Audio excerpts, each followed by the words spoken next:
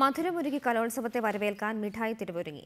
ഹൽവയിലൊരുക്കിയ വൈവിധ്യങ്ങളുമായാണ് മിഠായി തെരുവ് ഇത്തവണ കലോത്സവത്തെ വരവേൽക്കാനായി ഒരുങ്ങുന്നത്. കലോത്സവം തുടങ്ങുന്നതോടെ കച്ചവടം പൊടിപൊടിക്കുമെന്നാണ് ഹൽവ കച്ചവടക്കാരുടെ പ്രതീക്ഷ.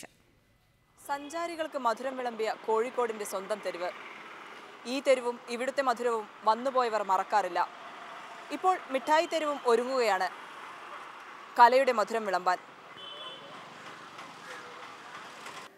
മിഠായി തെരുവ് എന്ന പേരിലും തെരുവിലെ കാഴ്ചകളിലും മധുരമൂറിയിരുന്നൊരു കാലമുണ്ടായിരുന്നു. ഭൂതകാല കാഴ്ചകളിൽ തെരുവിന്റെ ഇരുവശത്തും മിഠായിയും ഹൽവയും ലഭിക്കുന്ന കടകൾ മാത്രമുണ്ടായിരുന്ന കാലം. കടന്നുപോയവരെല്ലാം മധുരം നുണഞ്ഞ് മതിമറന്ന കാലം. മധുരമുള്ള ഇറച്ചി പോലുള്ള പലഹാരം ലഭിക്കുന്ന തെരുവിനെ വിദേശികൾ സ്വീറ്റ് മീറ്റ് സ്ട്രീറ്റ് എന്ന് വിശേഷിപ്പിച്ചു. പിന്നീട് ഇത് ലോപിച്ച് SM സ്ട്രീറ്റായി.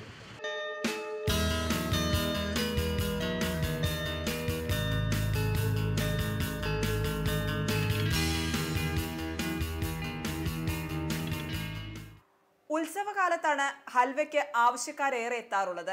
അതുകൊണ്ട് തന്നെ കലോത്സവം എത്തുന്നതോടെ കച്ചവടം കൂടുതൽ മെച്ചപ്പെടുമെന്ന പ്രതീക്ഷയിലാണ് വ്യാപാരികൾ.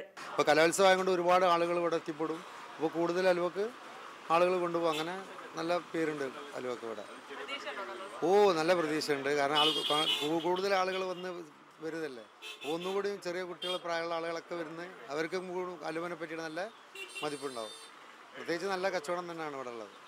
വർത്തമാനകാലത്തെത്തിയപ്പോൾ മധുരമൂറുന്ന കാഴ്ചകളും മാറി. മധുര കച്ചവടങ്ങൾ ഏതാനും ചില കടകളിലേക്ക് മാത്രമായി ചുരുങ്ങി.